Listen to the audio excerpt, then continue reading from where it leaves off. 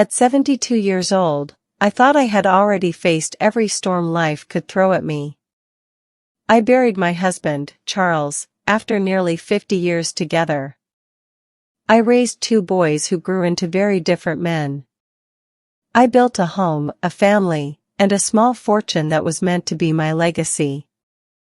But what I never expected, what I could never have prepared myself for, was that the person who would nearly destroy me wasn't a stranger at all. It was someone who had married into my family, someone I once welcomed with open arms. Let me ask you, have you ever trusted someone so deeply, only to later wonder if every smile they gave you was a lie? That's the question that still haunts me when I look back on what happened. Charles and I met when I was just 20. We had nothing, only big dreams and the determination to make them real. Together, we started with a tiny grocery store on the corner of Maple Avenue. He ran the register, and I stocked the shelves. Year after year, we expanded until we owned 3 stores, a family home in Riverdale, and even a little farm property outside town where we'd spend weekends with the kids. When Charles died, a piece of me went with him. The house was too quiet, the bed too cold. But even in that grief, I told myself I was blessed. I still had my sons. Thomas, my firstborn, was steady as a rock, loyal, and respectful.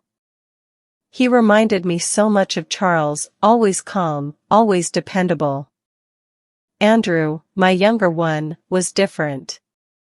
He was charming, ambitious, and sometimes careless, but his heart was big. I loved them both with everything I had left to give. I believed family would protect me in my old age. I believed blood was stronger than anything else. I was wrong. It started with little things, glances, comments, whispers. And if I'm honest, maybe I ignored the warning signs because I didn't want to face the truth. But I would learn the hard way that betrayal doesn't always come from outside your walls. Sometimes it grows right under your roof, smiling at you over Sunday dinner. Looking back now, I wonder, did I make it too easy for them? Did my love blind me to the dangers of greed? What do you think? Should a parent ever doubt their own children and the people they marry? All I know is this, the storm was already brewing the day my younger son brought home the woman who would test every ounce of my faith. Her name was Vanessa, and from the moment she stepped into our lives, I felt something sharp beneath her charm. I tried to tell myself I was being unfair, that I needed to give her time. But sometimes, the heart sees what the eyes refuse to believe. And in my case, ignoring those instincts almost cost me everything. I still remember the first time Andrew introduced Vanessa to me. She walked into my living room with a smile that could light up a room, dressed to perfection in a silk blouse and polished heels. Every hair on her head was in place, her lipstick flawless. She was the kind of woman who knew how to make an entrance, and she wanted everyone to notice. At first, I told myself it was just nerves, that maybe her elegance made me feel plain in comparison. But as the evening went on, I saw something behind that smile. It wasn't kindness, it was calculation. She laughed at Andrew's jokes a little too loudly, complimented me on the curtains but let her eyes drift toward the family portraits as if she was sizing up what belonged to her. Still, I stayed polite. I offered her coffee, asked about her family, her job, her dreams. She told me she had ambitions bigger than this small town. Andrew has potential, she said, smiling as she reached for his hand. He just needs the right partner to help him shine. I should have paid more attention to that line. It sounded like love, but something about the way she said it made me uneasy, as if Andrew was just a piece in a puzzle she was determined to complete. In public, Vanessa was always polished, always sweet. At church, she shook hands with everyone and called me Mama Eleanor in the kindest voice. But in private, when it was just the two of us, her words carried edges sharp enough to cut. Once, while helping me clear the table, she leaned in close and whispered, "Don't you ever get tired of being in charge of everything? Wouldn't it be easier to let the younger ones take over?" She said it with a smile, but I felt the jab. I tried to ignore it, but the little comments kept coming. She would mention how exhausting it must be for me to keep track of the stores. Or she'd say things like, "Times are changing, Mama Eleanor. You wouldn't want to be stuck in the old ways when the future is knocking, would you?" Do you see what she was doing? It wasn't just conversation. It was pressure, dressed up in politeness. And then there were the questions, the ones that made my skin crawl. She asked Andrew right in front of me, "So how much did your father leave in the bank?" Another time, she turned to me, wide-eyed and innocent, and asked, "Do you think Thomas will share fairly when the time comes?" That's when I knew, she wasn't just curious. She was keeping score. I kept silent, because families can break apart over money faster than anything else. But silence doesn't stop storms from coming. It only gives them room to grow. Looking back, I wonder, was I too quiet? Should I have spoken up sooner, before greed took root? Tell me, would you have confronted her, or would you have done what I did and tried to keep the peace? Because I can tell you this much, my silence gave her all the space she needed to sharpen her claws. Charles was never a man to leave things undone. Even before his health started failing, he made sure our affairs were in order. He sat me down one evening, years before his passing, and told me about the will. "It's equal, Eleanor," he said firmly. "Thomas and Andrew will each get half. But if anything happens to one of them before you go, that share will go straight to the grandchildren. Not the spouses. Blood only." At the time, I nodded in agreement. It seemed fair. I didn't think much more about it. But when Charles passed, that clause became more than just words on paper. It became a ticking bomb. You see, Vanessa understood exactly what it meant. If Andrew ever died before me, she would be left with nothing. Her smile never faltered when the will was mentioned, but I caught the way her jaw tightened, the way her fingers drummed on the arm of her chair. She knew. And I could feel her resentment brewing beneath the surface. At first, it was just small hints. She began bringing up the subject of fairness in conversations that had nothing to do with money. "It's not right for families to cling to outdated rules," she would say. Or, in the modern world, spouses deserve as much security as children. On the surface, it sounded reasonable. But I knew who those words were really meant for, me. Then the whispers started. A neighbor pulled me aside one Sunday after church. She said she overheard Vanessa bragging at the salon, telling the stylist that one day she would be the richest woman in Riverdale. Another friend called me in confidence and said she saw Vanessa coming out of a lawyer's office downtown, though when I asked her about it, Vanessa laughed and said she was helping a friend with paperwork. It might have been nothing. It might have been coincidence. But my gut told me otherwise. You ever get that sinking feeling in your stomach, the one that tells you something's wrong even when the evidence is thin?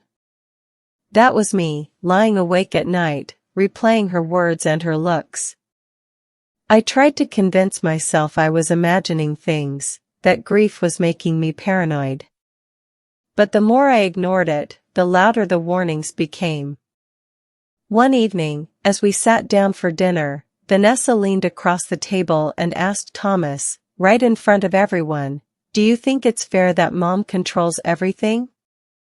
Don't you think it's time for the next generation to start planning? Thomas gave her a look so sharp it could have cut glass. He didn't answer. But Andrew laughed nervously, as if it was all just a joke. I sat there in silence, but my hands shook under the table. It was in that moment I realized something important. Greed doesn't always roar like a lion. Sometimes it creeps in softly, disguised as concern, dressed up in sweet smiles and casual questions. And if you don't stop it early, it will take root in the people closest to you. Tell me, what would you have done? Confront her and risk breaking the family apart, or hold your tongue and hope the storm passes? I chose silence. And that silence nearly cost me everything. Vanessa never struck all at once. She worked like a drop of water against stone, slow, steady, impossible to ignore. At first, her comments were wrapped in honey. She'd bring me a cup of tea, sit down beside me, and say things like, "Mama Eleanor, you've carried this family for so long. Don't you think it's time to let the younger generation take care of things?" On the surface, it sounded thoughtful. But underneath, it felt like she was nudging me toward a cliff I wasn't ready to fall from. One afternoon, she found me balancing the accounts for one of the stores. She stood over my shoulder, her perfume heavy in the air, and said, "Goodness, all those numbers must be exhausting at your age. Andrew could take over your signature for now, just to ease the burden. What do you think?" I smiled, but I didn't answer. Inside, my stomach twisted. My age. My signature. Those were not slips of the tongue. Those were careful, deliberate words. It wasn't just talk. She started testing the boundaries of my trust.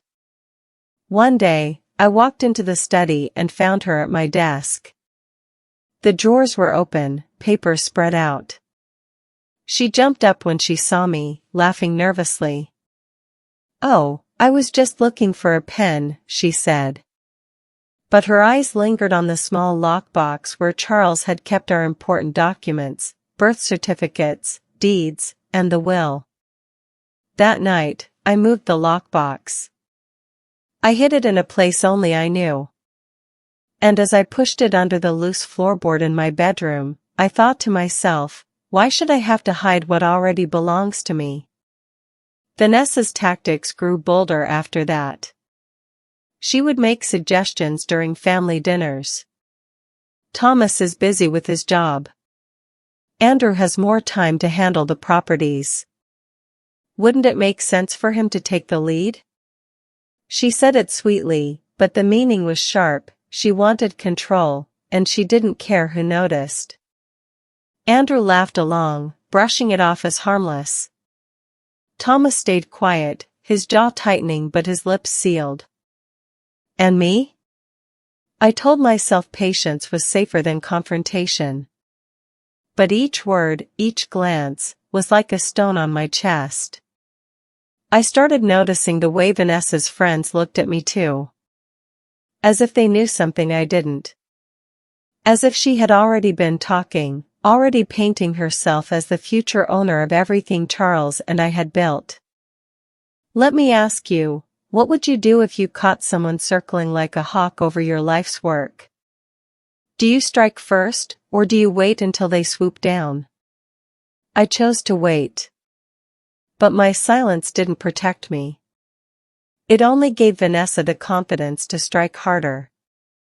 And soon, she would make her boldest move yet, one that nearly fooled even me. It was a rainy Thursday afternoon when the envelope arrived. Nothing unusual about it at first, just plain white paper with my lawyer's return address printed neatly in the corner. I slit it open with my kitchen knife, expecting some routine update about taxes or paperwork.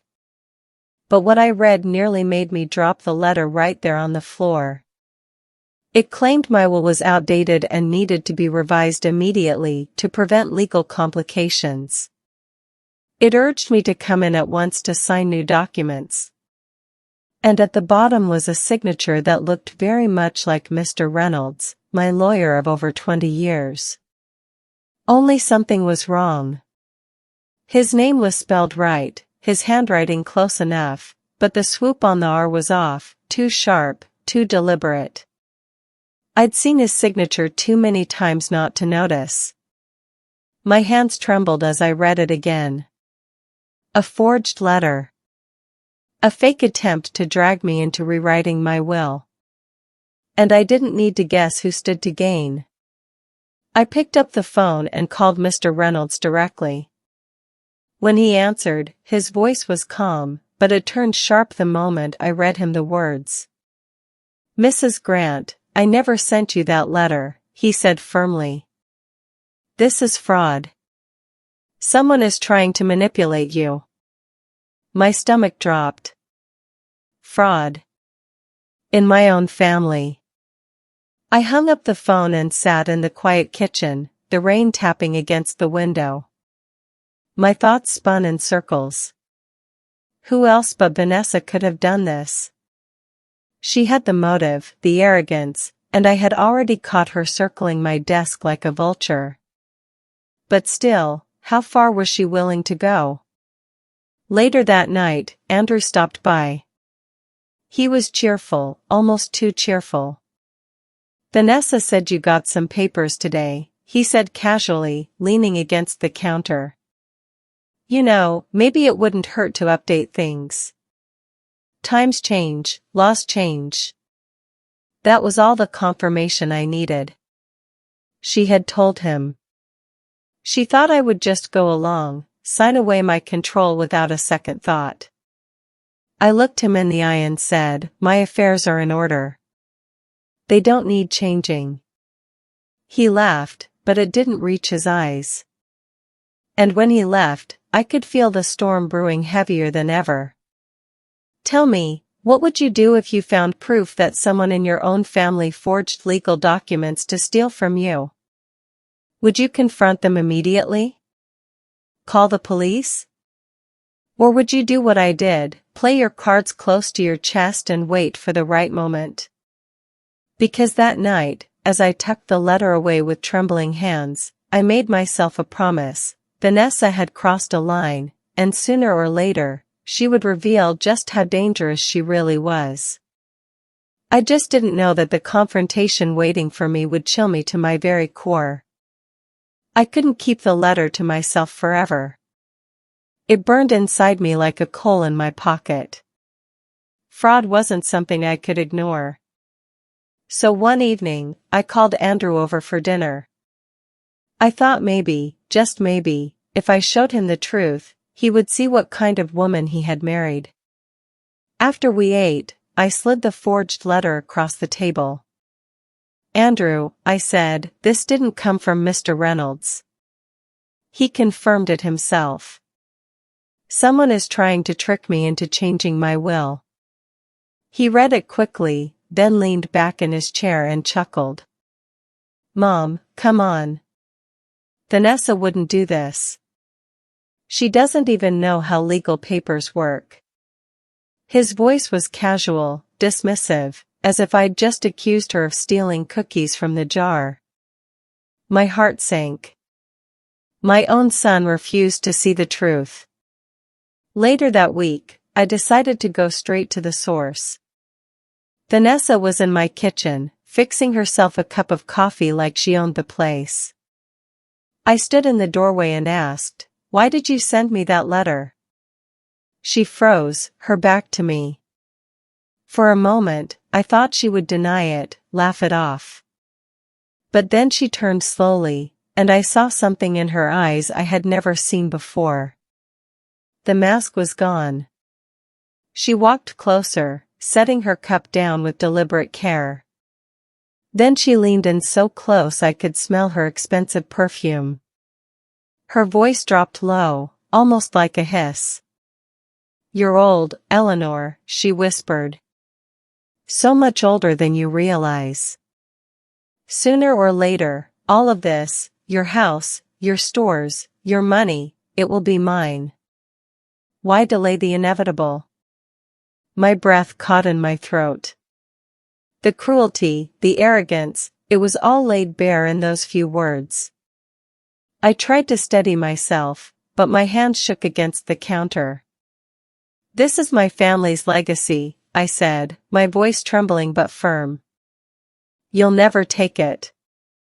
She smiled then, slow and cold. We'll see. When Andrew came home later, I told him what she'd said. He laughed again, shaking his head. Mom, you must have misunderstood. Vanessa loves you. Loves me. If only he had seen the look in her eyes. If only he had heard the venom in her voice. That night, I sat awake in bed, staring at the ceiling. The house that once felt like a sanctuary now felt like a battlefield. I had thought silence would protect me, but silence had only fed her boldness. Tell me, what would you have done in my place? Should I have thrown her out of my house that very night? Should I have told Andrew to choose between us? Or was it wiser to wait, to gather proof before striking back? Proof before striking back? I didn't have the answers then. All I knew was that the game had changed. Vanessa was no longer pretending. And from that moment on, every step I took had to be careful, because one wrong move could cost me everything. It happened on an ordinary morning. I was standing at the kitchen counter, buttering toast, when suddenly the knife slipped from my hand. My vision blurred, and my right side went weak. I gripped the counter, trying to steady myself, but the world tilted. My heart pounded, and in that terrifying moment, I thought, this is it. This is how it ends. The doctors later called it a mild stroke. A warning, they said. I was lucky, it could have been much worse. But lying in that hospital bed, staring at the white ceiling, I realized something chilling. If I had died that morning, my legacy, everything Charles and I worked for, would have been left vulnerable to the very woman who wanted to strip it away. Thomas was by my side within hours. He sat quietly, holding my hand, his eyes heavy with worry. Don't push yourself, Mom, he said. We'll get through this together.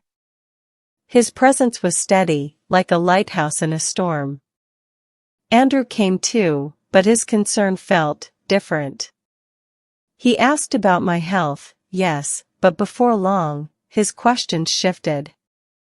Do you have all your papers in order?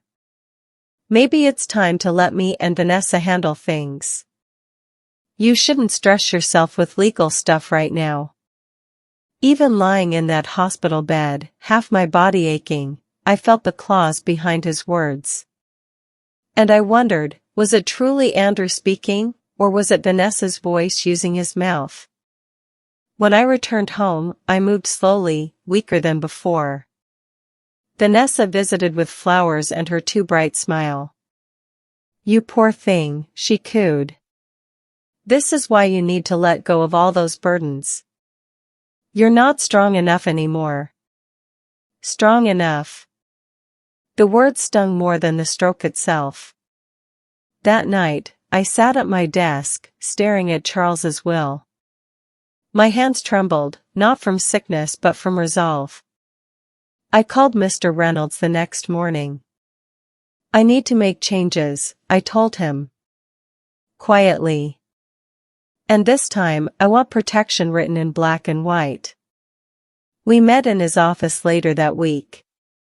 I didn't change the equal division between my sons. But I added one crucial clause: if anyone attempts to forge, manipulate, or interfere with my estate in any way, they will be disinherited completely. No loopholes. No second chances. When I left his office, a strange calm washed over me. For the first time in months, I felt like I had taken back a piece of control. But at home, the tension only grew thicker. Vanessa's eyes followed me like a shadow. She watched me move slowly around the house, her smile never reaching her eyes. And I could almost hear her thinking, time is on my side. Tell me, have you ever felt trapped under the same roof with someone who wants to see you fall? Would you confront them, or would you bide your time, waiting for the moment they reveal themselves? I chose to wait. I had my plan now. My safety net. But the storm was far from over. Because the day was coming when Charles's will would finally be read, and Vanessa had no idea what was waiting for her inside that lawyer's office. Coming home from the hospital should have been a relief. But instead of peace, I walked into a house thick with tension. My mild stroke had shaken everyone, but not in the same way. For Thomas, it was a wake-up call. For Andrew and Vanessa, it was an opportunity. Thomas came often, quietly helping me around the house, fixing things without being asked. He'd sit with me in the evenings, talking about his kids, telling me stories that made me laugh when I thought I couldn't anymore. He reminded me of Charles, steady, calm, never asking for anything but always giving. Andrew, though, grew distant. He visited less often, and when he did, it felt like he was in a hurry. He spoke about responsibilities, bills, and planning for the future. Sometimes I caught his eyes flicking toward Vanessa for approval, as if she were the one pulling his strings. One night, Thomas confronted him right in my living room. "Why are you pushing Mom about the will?" he demanded. Andrew bristled. "I'm not pushing. I'm just making sure things are handled." "You think I don't care about her future?" Thomas shook his head. "It's not her future you're worried about, it's yours." The silence that followed was heavy. Andrew stormed out, Vanessa trailing behind him with a smirk that made my skin crawl. That was when I realized the family I had built was splitting in two. Thomas on one side, loyal and protective. Andrew on the other, wrapped tighter and tighter in Vanessa's grasp. Vanessa worked hard to isolate him. I heard from neighbors that she was spreading stories, saying Thomas was plotting to take more than his share, that I was showing favoritism, that I couldn't be trusted to make sound decisions anymore. She painted herself as the only one truly concerned for Andrew's future, the loyal wife protecting her husband from a greedy family. And Andrew, blinded by love or pride, seemed to believe her. Do you know how it feels to see your own child pulled away from you, not by distance, but by manipulation? To watch as someone whispers poison into their ear until they can no longer hear your voice? It is a pain I wouldn't wish on anyone. I tried to talk to Andrew privately, to remind him of who he was before Vanessa. "You've always been a good son," I told him. "Don't let money change that." He sighed, kissed my cheek, and promised everything was fine. But his eyes were not the eyes of the boy I raised. Meanwhile, Vanessa grew bolder. She showed up at family dinners in new dresses, dripping with jewelry, talking about when she and Andrew would take over the stores, not if. She acted as if the future was already hers, as if my presence was just a temporary inconvenience. The wedge she drove between my sons nearly broke me. And yet, I held my silence, trusting that the truth would reveal itself soon enough. Because Charles's will still waited, sealed in Mr. Reynolds' office. And when the day came for it to be read, every mask would have to fall. Tell me, would you have confronted your child directly, even if it meant tearing the family apart? Or would you have done what I did, waiting for the truth to expose itself in front of everyone? Either way, the storm was no longer coming. It was already here. The day finally came. After months of whispers, tension, and sleepless nights, the lawyer's office called. Charles's will was to be read, and all family members were required to attend. My heart thudded in my chest as I dressed that morning. I wore one of Charles's favorite brooches on my blouse, a small piece of him I carried for strength. When I arrived at Mr. Reynolds' office, Thomas was already there, standing quietly by the window, his arms folded. He gave me a reassuring nod, his presence as steady as ever. Andrew came in next, his hand tightly clasping Vanessa's.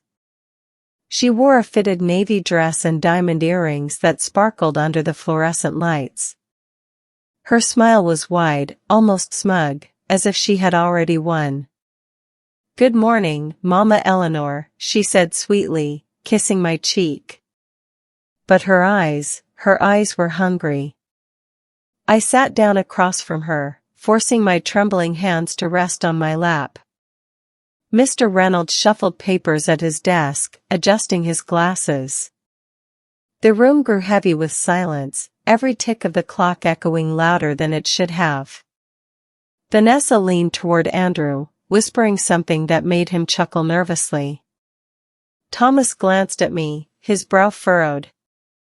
I didn't need to hear her words to know what she was saying. She thought this day would crown her queen. Mr. Reynolds cleared his throat. "Thank you all for coming. As executor of Charles Grant's estate, I will now read his last will and testament." The words hung in the air, and for a moment, I closed my eyes.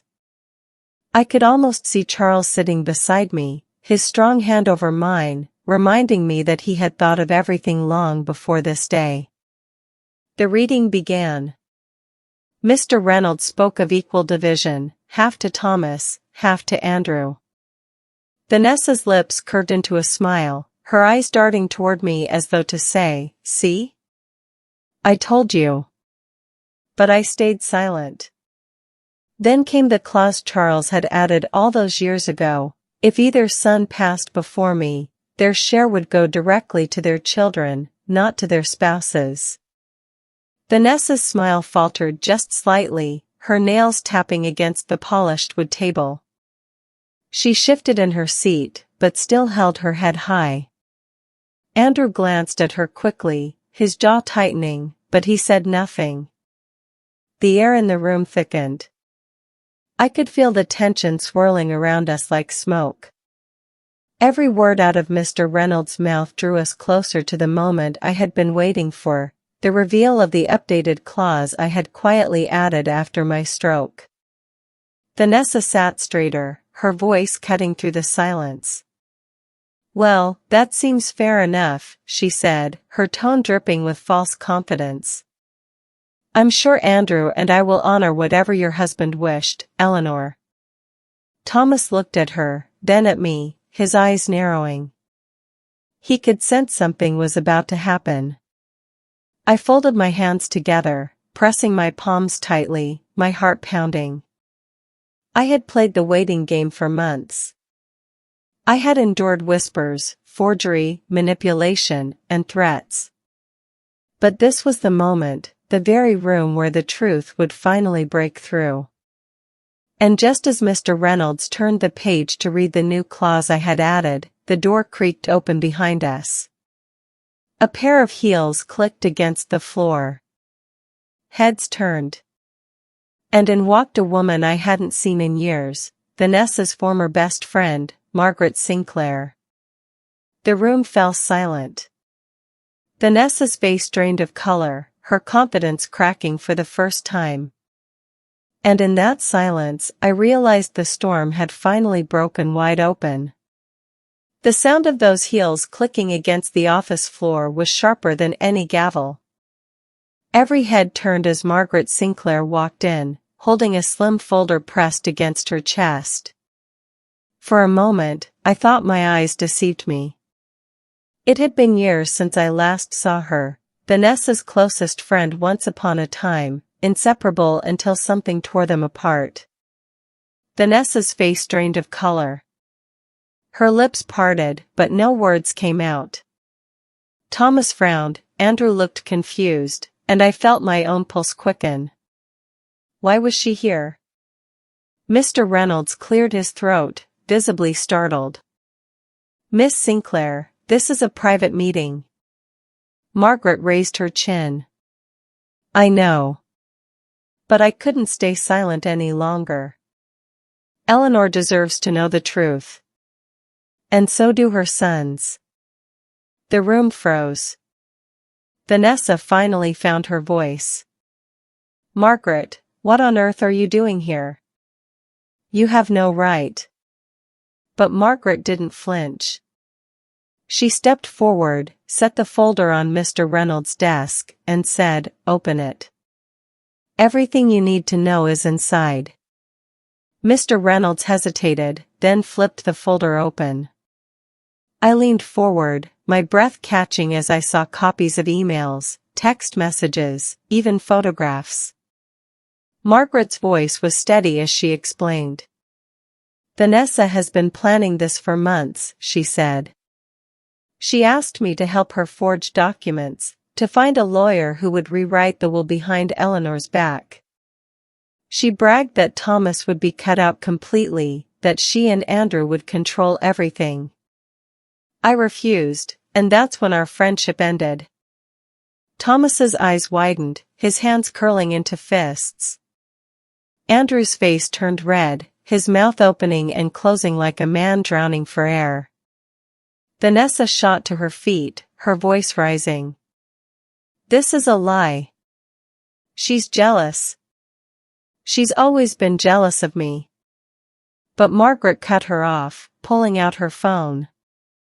I recorded everything. The voice messages, the conversations. Do you want me to play them, right here, right now? The office was silent except for the ticking clock on the wall. Vanessa's eyes darted wildly, her confidence crumbling like glass under a hammer. She sank back into her chair, her hands trembling. For the first time, I saw her stripped of her polished armor. Mr. Reynolds looked from the folder to Vanessa, then back to me. Mrs. Grant, he said carefully, this confirms more than enough. And as executor, I will honor the clause you added. Any attempt to manipulate or forge your estate results in complete disinheritance. My heart pounded. The room spun with relief and vindication. After months of silence, of being made to feel paranoid and weak, the truth was finally out, and not from my mouth, but from someone Vanessa once trusted. Andrew buried his face in his hands, groaning. Vanessa, tell me this isn't true. But she had no defense left. Only silence. I turned to Thomas. His expression was firm, but his eyes softened when they met mine. We both knew, the storm had finally broken. Tell me, if you had been sitting in that room, what would you have felt? Rage? Satisfaction? Or would you have pitied her, even for a moment, as the walls closed in? Because I'll admit this, even as I watched her world collapse, a small part of me wondered if I should feel mercy. But then I remembered her whisper in my kitchen, sooner or later, all of this will be mine. And I knew mercy had no place here. What happened next would seal her fate forever. The air in Mr. Reynolds' office felt heavy, almost suffocating. Margaret's folder still lay open on the desk, its contents spilling out like evidence in a courtroom. Vanessa sat stiff, her hands clenched so tightly her knuckles had gone white. Andrew's head was bowed, his chest heaving with shallow breaths. Mr. Reynolds adjusted his glasses and cleared his throat. As executor of this estate, I must follow the instructions left by Charles Grant, as well as the updated clauses provided by Mrs. Eleanor Grant. Vanessa's head snapped up. Updated clauses? What updated clauses? I felt every eye turn toward me. My palms were damp, but my voice came out steady. After my stroke, I made changes. Quietly. Because I knew someone might try exactly what you did. Her eyes widened. You changed the will? Not the division, I said, holding her gaze. But I added protection. If anyone attempted to forge, manipulate, or interfere with this estate, they would be disinherited completely. Mr. Reynolds nodded. And given the evidence provided today, this clause applies. Vanessa Grant is hereby excluded from any claim to Charles Grant's estate. The words dropped like a hammer. Vanessa lurched forward, her voice rising into a shriek. You can't do this. This is my family now. I have rights. Mr. Reynolds' tone was calm but firm. Not anymore. You forfeited those rights the moment you attempted fraud. The silence that followed was deafening. Andrew looked at her, his face pale. Is it true? He whispered. All of it? She didn't answer. She didn't have to. The truth was spread across the desk in black and white. Thomas leaned back in his chair, his arms crossed, his expression grim. For months, he had stayed quiet, watching, waiting. Now he finally spoke.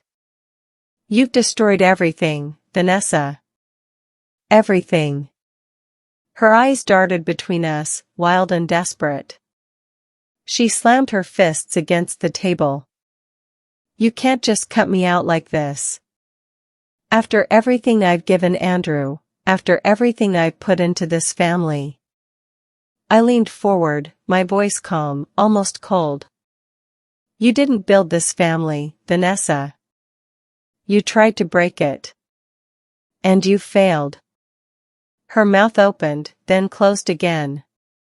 For the first time, Vanessa had no clever words, no sweet smile to hide behind. Only rage and silence.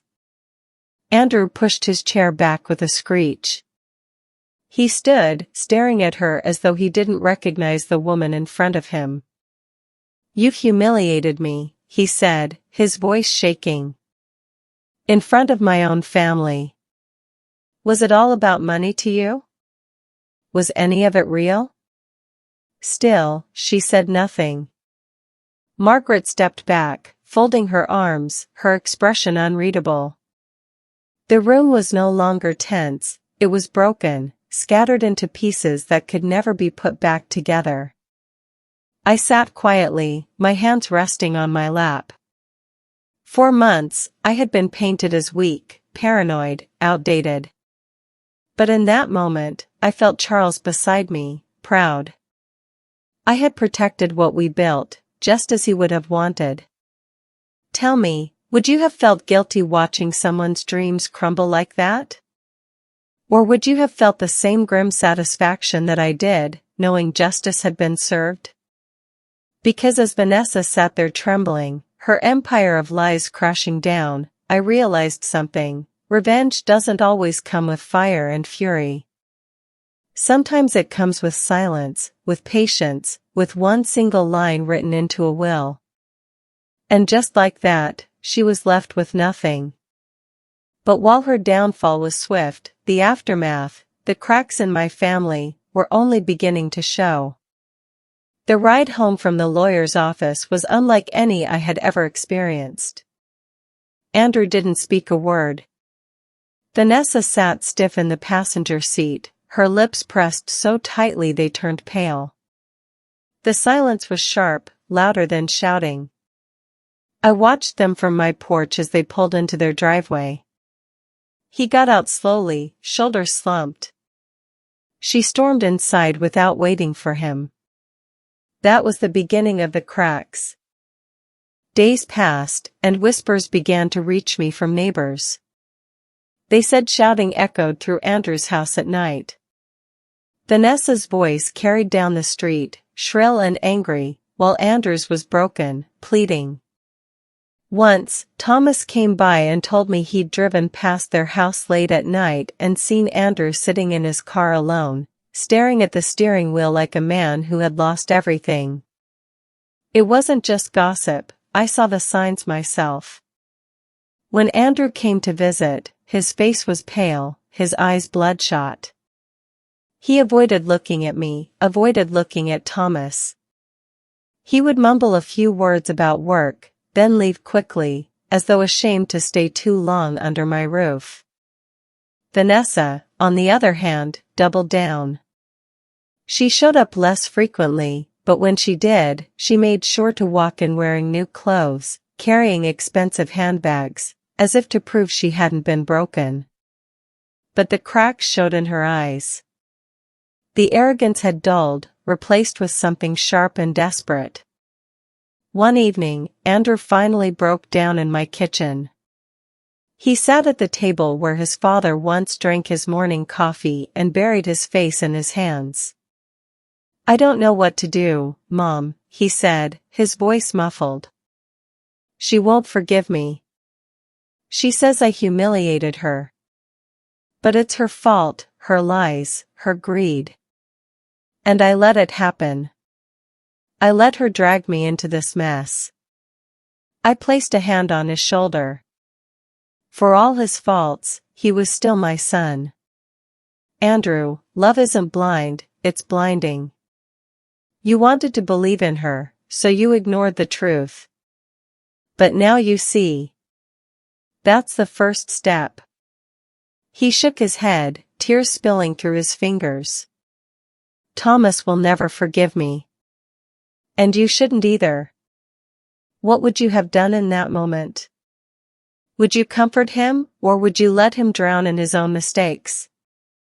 I chose to comfort him, but I did not excuse him. Because forgiveness and forgetting are not the same thing. Meanwhile, Vanessa's fury only grew. She started showing her face less and less in public, but when she did, her voice was sharp, her words venomous. At the grocery store, she told another woman that I had schemed to ruin her life. At church, she walked past me without a glance, her chin held high, though her cheeks burned red. Her marriage to Andrew crumbled piece by piece. I heard rumors she had moved back into her mother's house for a time. Others whispered that Andrew had started drinking too much, unable to face the humiliation. I sat on my porch in the evenings, watching the sun set over Riverdale, and I thought about the cost of betrayal. Justice had been served, yes. Vanessa was disinherited, her schemes exposed. But in the process, I had lost something too, the easy trust between me and my younger son. Tell me, is justice worth it if it leaves scars behind? Or are scars the price we pay for standing our ground? Because even though Vanessa had fallen, the wounds she left behind were deep, and not all of them would heal. After weeks of chaos, the house finally felt still again. I would sit on the porch with a cup of tea, watching the trees sway gently in the wind, and let myself breathe. The storm had passed, though its echoes lingered in every corner of my heart. Vanessa was gone, out of my home, out of my will, out of my life. Her name became a whisper in town, spoken with either pity or disgust. People shook their heads at the story of the woman who thought she could outsmart her husband's widow and steal a fortune. Some said she was reckless. Others said she was cursed. All I knew was that she was gone, and with her absence came peace. Thomas grew closer to me than ever. He came by often, sometimes with his children, who filled my quiet home with laughter. Watching them run across the yard reminded me why all of this mattered. It wasn't about money, it was about legacy. About making sure the next generation stood on the foundation Charles and I had built with our bare hands. I updated the estate one last time with Mr. Reynolds, making sure my grandchildren's futures were secured. They'll never have to fight the battles I fought, I told him. He smiled and said, Eleanor, you're one of the wisest clients I've ever had. The town began to look at me differently too. Women stopped me at the market, squeezing my hand and whispering, you were brave. Men nodded respectfully when I passed. My story had become a warning and a lesson, proof that even the most polite smiles can hide knives. And yet, victory never comes without its shadows. Andrew kept his distance. He would call sometimes, his voice low, asking how I was, but the visits grew fewer. I could hear the shame in him, the weight of choices he couldn't undo. He was still my son, but our bond was cracked, fragile in ways I wasn't sure could ever be mended. Sometimes at night, I would sit by Charles's old armchair and imagine him there, listening to me.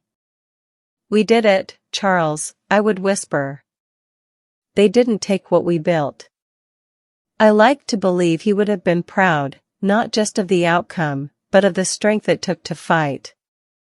Tell me, would you have felt satisfied in my place?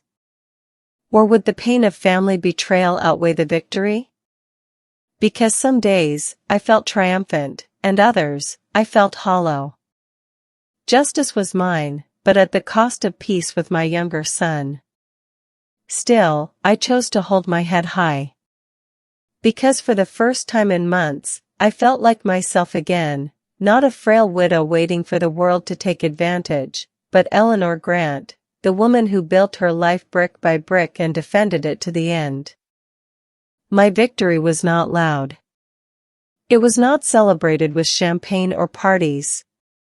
It was quiet, steady, the kind of victory only a grandmother knows, protecting what matters most, no matter the scars left behind. And while Vanessa was out there, licking her wounds, I knew the final chapter between us had not yet been written. Because sooner or later, a woman like her always tries one last desperate move. It was a Sunday afternoon when the knock came. I wasn't expecting anyone. Thomas had taken his kids to a ball game, and I was enjoying the quiet hum of the house. The knock was sharp, impatient. My stomach sank before I even opened the door. There she was. Vanessa. Her hair was less polished now, her makeup smudged as though she had rushed to paint confidence onto a cracked face. She wore a black coat that swallowed her frame, but her eyes burned with the same hunger I had seen from the very beginning. Eleanor, she said, her voice low but shaking, we need to talk. I didn't invite her in. I stood firm at the doorway, my hand on the frame. There's nothing left to say. She pushed past me anyway, striding into my living room like it still belonged to her. She turned, her face twisted in a mix of fury and desperation. You think you've won, don't you? You think you can erase me. But Andrew is still my husband. That means I'm still part of this family. And families share everything. I walked slowly behind her, keeping my voice calm. Families share love, Vanessa. Not greed. Her lip curled. You're just an old woman clinging to power. If you had any sense, you'd give me what I deserve. You don't need it anymore. You'll be gone soon. Those words could have broken me once. But not anymore. I straightened my back, met her eyes, and said, you tried to steal my life's work. But you can't steal my dignity. And you will never take my family from me again. She froze, the silence between us thick as stone. For a moment, I saw it, the realization that her game was over. Her hands trembled as she reached for her bag, her eyes darting toward the door. Fine, she hissed. But don't think this is over. You'll regret pushing me out. I stepped closer, my voice low, steady. No, Vanessa. The only one living with regret will be you." She turned on her heel and stormed out, slamming the door so hard the windows rattled. I stood there in the silence that followed, my heart racing but my spirit unshaken. "Tell me, if someone who betrayed you showed up at your door begging or threatening, what would you have done? Would you have let them back in even for a moment? Or would you have stood firm, the way I did?" Because in that moment, I knew this, her claws no longer reached me. Her power was gone. And for the first time since Charles passed, I truly felt free. In the weeks after Vanessa's final visit, life began to quiet down. The air in my home felt lighter, the shadows shorter. I could sit on my porch again without feeling like eyes were watching me from the darkness. The storm had finally passed, though the scars it left would never truly fade. Sometimes I would sit with Thomas and his children, watching them laugh as they ran across the yard, and I felt peace. Other times, I would hear the silence of Andrew's absence, and my heart ached. That was the price of justice, victory mixed with loss. I thought often of Charles. His foresight in writing that will, his wisdom in protecting our grandchildren, had saved us. But it was my own courage, hard-earned through pain, that ensured Vanessa's claws never closed around what we built. I realized something then: strength isn't always in fighting loudly. Sometimes it's in waiting, planning, and striking at the right moment. You see, betrayal doesn't just cut through wealth, it cuts through trust. And once trust is broken, it doesn't heal clean. Andrew will carry his shame for years, and I will carry the ache of watching my own child turn blind to love in the face of greed. But even so, I do not regret the choices I made. Would you? If your family's survival was on the line, would you choose peace and let someone rob you blind? Or would you choose the harder path, standing tall, even if it meant tearing open old wounds? Because I can tell you this, had I stayed silent, had I chosen to ignore the whispers, my grandchildren's future would have been stolen. And silence, in the face of betrayal, is no better than surrender. My story is not one of cruelty, it is one of survival. Vanessa thought she could play with my life, my home, my legacy. But she forgot who I was. I am Eleanor Grant. I have lived through love, through loss, through storms that would break weaker souls. And I will not let anyone, not even family by marriage, erase the life I built brick by brick with my husband's hands. So here is the lesson I leave you with: never underestimate a woman who has lived long enough to know the price of silence and the power of truth. Revenge, when rooted in justice, is not cruelty.